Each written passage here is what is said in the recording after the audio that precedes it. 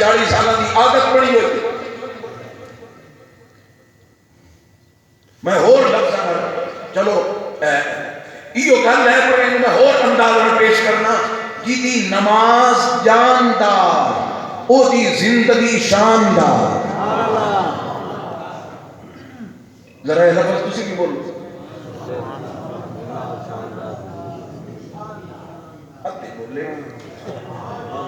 میں اور تو کوئی تقاضا نہیں کرتا جمعہ میں پچھلے جمعے تو نہ کہا بے کلاس ہے تسی کلاس ہی بیٹھے ہوئے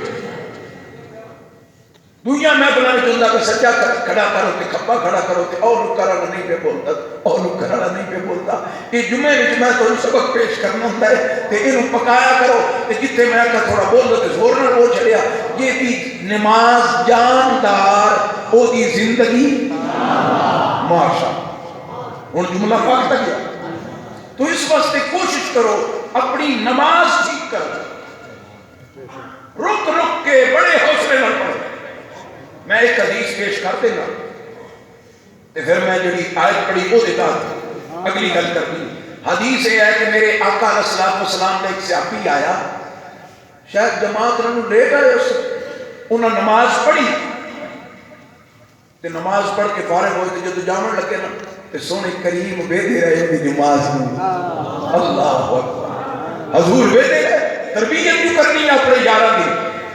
مسلم شریف کی حدیث ہے میرے آقا فرمایا تیری نماز کوئی نو موڑ پاڑ ارجی فصلی فإنک لم تصلی نماز دوبارہ پڑھ تیری کوئی نو نماز ہوئی انہیں پھر پڑھی موڑوں میں جی میں اگے پڑھتا پڑھی تو سرکار پھر فرمایا پھر پڑھ انہاں عرض کی تھی حضور مڑ تسی سکھا چھکو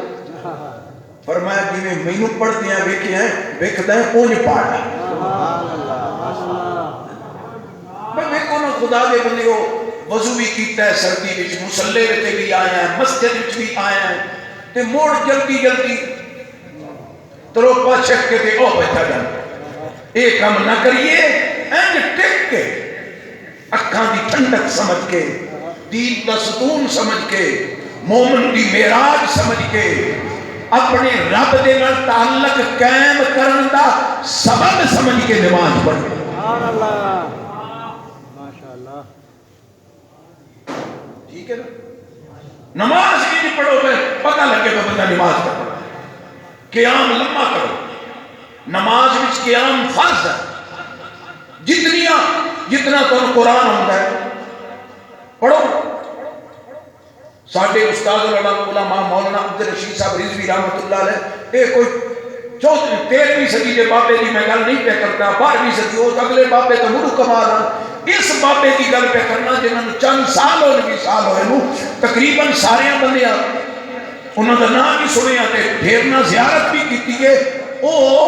نمازہ بھی روزانہ دے 10 سپارے منزل پڑھ دے اتنا لمبا کیا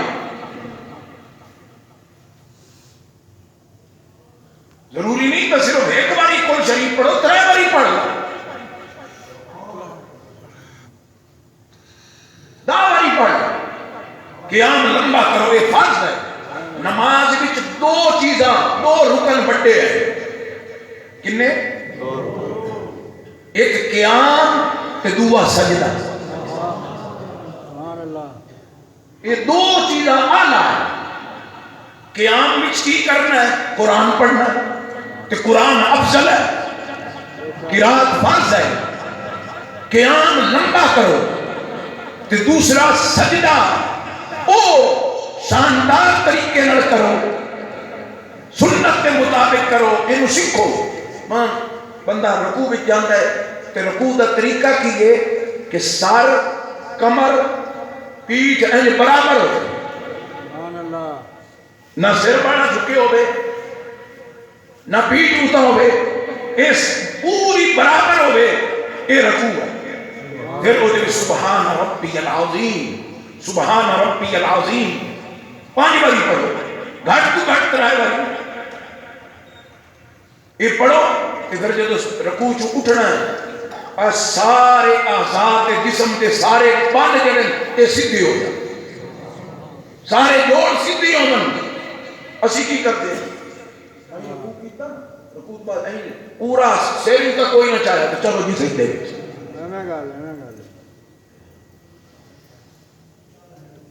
کوئی میں بار بار زور پہ دینا بھائی اب یہ خدا جو توفیق دیتی ہے تو پھر انج پڑھیے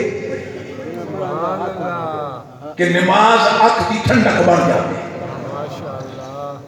یہ تو پچھلے جمعے بھی میں ذکر کیتا آج پھر میں چند منٹ اس سے لائن کیونکہ اہم مسئلہ ہے پھر میں وہ جملہ دہرا دینا بس یہ جملہ تو نہیں بھولنا کہ جیدی نماز اچھی او دی زندگی جیدی نماز جاندار او دی زندگی شاندار ہوں جڑی میں آیت پڑھی ہے 24 سپارے میں آیت پڑھی ہے نماز تو بعد اگا ہے دعا